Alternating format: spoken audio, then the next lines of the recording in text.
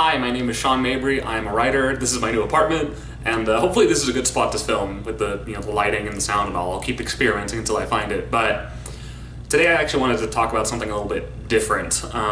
If you've been following my channel for a while, you can probably guess why the Me Too movement means something very important to me.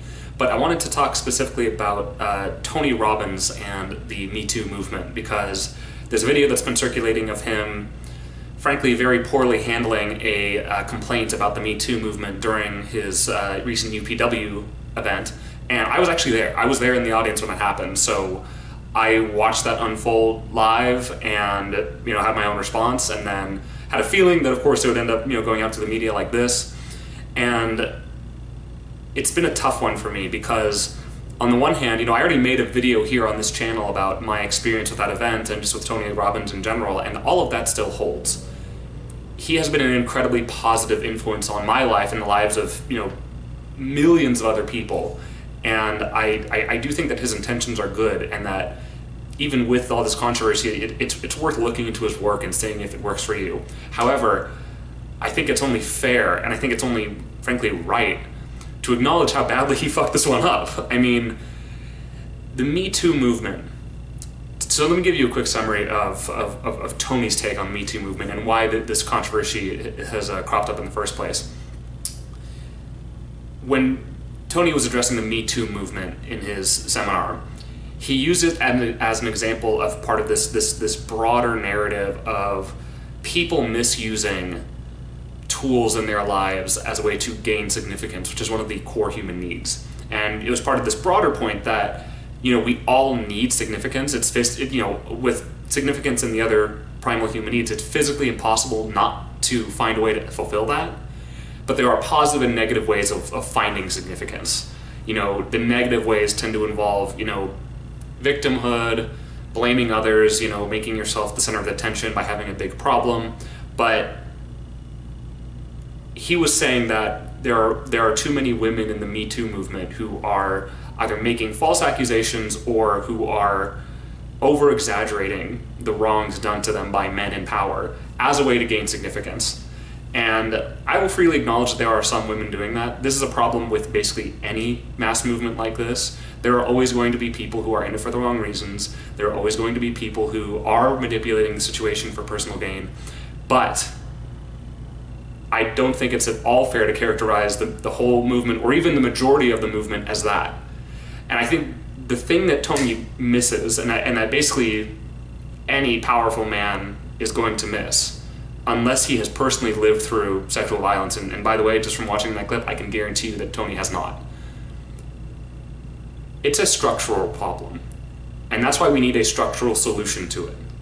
The reason why Me Too has grown into a mass grassroots movement is that that's just the amount of pressure that we need to break these cycles of powerful men, especially powerful men, although there are powerful women too who do the same thing, but especially powerful men using that power as essentially a smokescreen to get away with harming women and other men.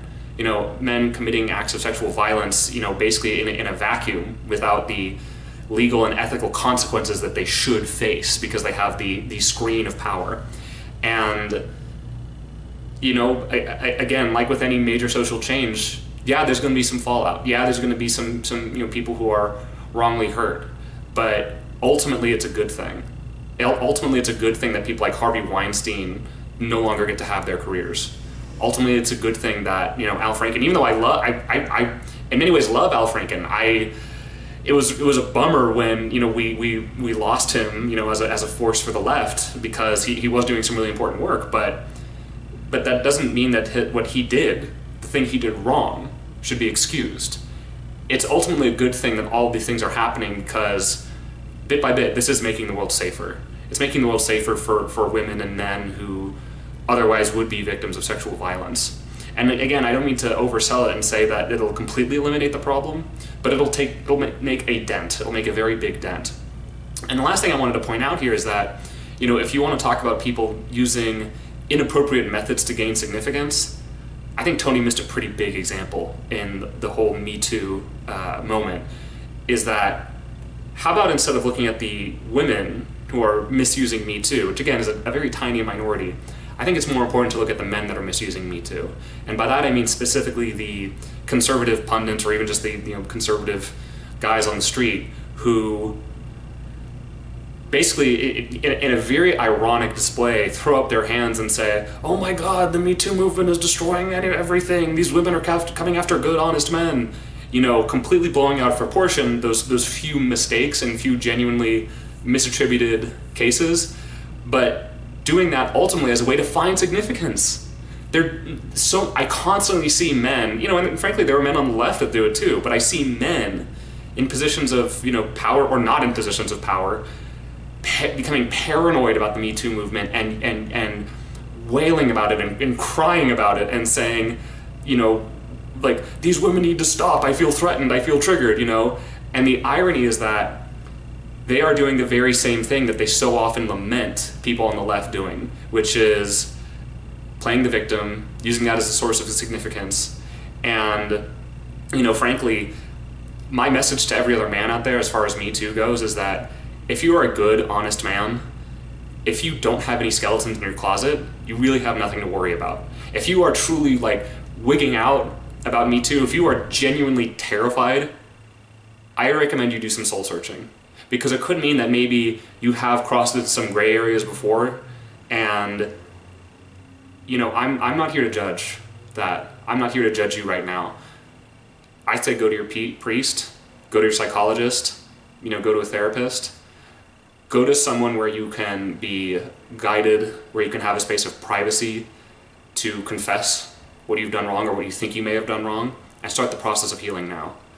Because the other component to all of this is that tools like the Me Too movement only work on men who are keeping their demons private. They only work when the person in question has been hiding their wrongdoing. If you have done something wrong in the past and you are able to publicly acknowledge it and start working towards healing and redemption and a solution, if you're able to break that negative pattern, it's amazing how much the mass media will forgive you, and in some cases even rally around you. So, I can think of dozens of examples. Unfortunately, none of them are coming to mind right now, but then if you're scared of the Me Too movement, do some soul searching. Go talk to someone. Don't go out, with this sort of male hysteria about how it's unjust or I'm being targeted, Do the work on yourself. Do the work on yourself. Make sure that you really are clear in your heart of hearts. And if you're not, understand that there is a path of redemption open if you're intentional about taking it. So that's it for this week. I know this is kind of a heavy topic, but I wanted to say something about it while it's still in the media, while people are still talking and thinking about this, because it's a very important issue. I will be back again next week, again something writing related. And thank you all for listening. Thank you also for hanging in there for kind of heavier videos like this. I love you guys. Feel free to like, comment, share, and subscribe, and I will be back next week. Bye.